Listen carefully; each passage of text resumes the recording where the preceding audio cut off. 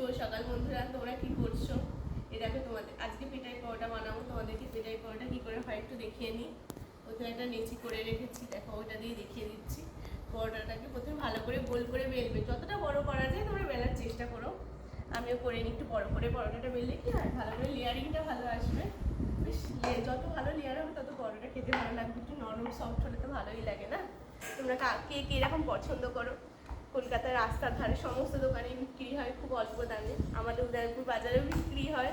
আমার ভাই কিনতে যায় রোজ সকালের দিক করে, মাঝে মাঝেই যায়। রোজ তার বাড়িতে বানিয়ে দেওয়া সম্ভব না। তো চলো দেখে নাও। প্রথমে একটু বড় করে বেলে নেবে। হ্যাঁ, পরোটাটা একটু বড় করে বেলে নিলাম। তারপর একটু মাঝখানে যতটা পরিমাণ তুমি যতটা ভালোবাসো একটু ঘি, অনেকে তেল দিয়েও করে, দোকানে তো তেল ঘি দিয়ে হবে না, একটু দাওয়া ঘি নেবে অল্প পরিমাণে। দিয়ে মাঝখান দিয়ে কেটে নিয়ে একটু, যাতে এটা ভালো করে পাকানো যায়। এবার দিয়ে এই যে ঘিটা দিলে ঘিটা ভালো করে লাগিয়ে নেবে পুরো চারধার সুন্দর। তারপর হচ্ছে সুন্দর করে মোড়ার পালা।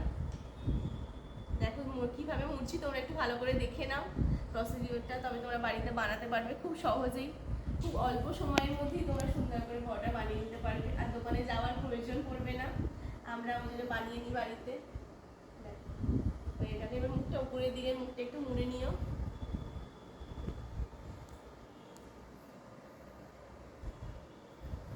একটু উপর দিক থেকে চাপ দিতে হবে, ব্যাস।